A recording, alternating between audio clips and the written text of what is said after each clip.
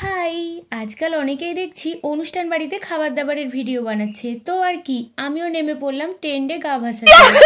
হ্যাঁ জানি একটু দেরি হলো, ওই যে এসবের জন্য তো একটা নেমন্তন্ন পাওয়াও দরকার নাকি। তো অনেক দিন পর একটা ছোট্ট পুচকুর অন্নপ্রাশনের নেমন্তন্ন পেয়েছিলাম, সেখানে কি কি খেয়েছিলাম আজকের ভিডিওতে সেটাই তোমাদের সাথে শেয়ার করব। তো শুরুতেই খেলাম সাদা ভাতের সাথে মুগ ডাল, ঝুরি আলু ভাজা, এরপর নিয়েছিলাম ছ্যাঁচড়া, সরি ওটা ছিল নবরত্ন। তারপর অল্প একটু সাদা ভাতের সাথে খেয়েছিলাম চিংড়ি মাছের মালাইকারি। আর এই কাঠি আর খোসা ছাড়াতে ছাড়াতে না বেশ বিরক্ত লাগে। বাড়ির মতো তো আর আরামসে খাওয়া যায় না, একটু তো স্টাইল মেরে খেতে হবে নাকি।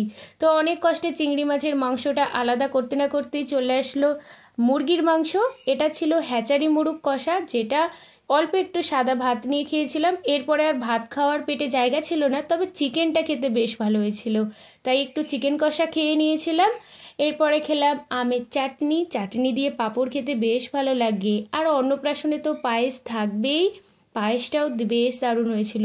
আর এখানে দিয়েছিল দু রকমের মিষ্টি, একটা রস মিষ্টি আর একটা শুকনো, তবে এটা নাম আমি কি ঠিক জানি না। এরপরে দিয়েছিল আম, দই, পাকা আম দিয়ে দই মিশিয়ে খেতে আমার বেশ ভালো লাগে।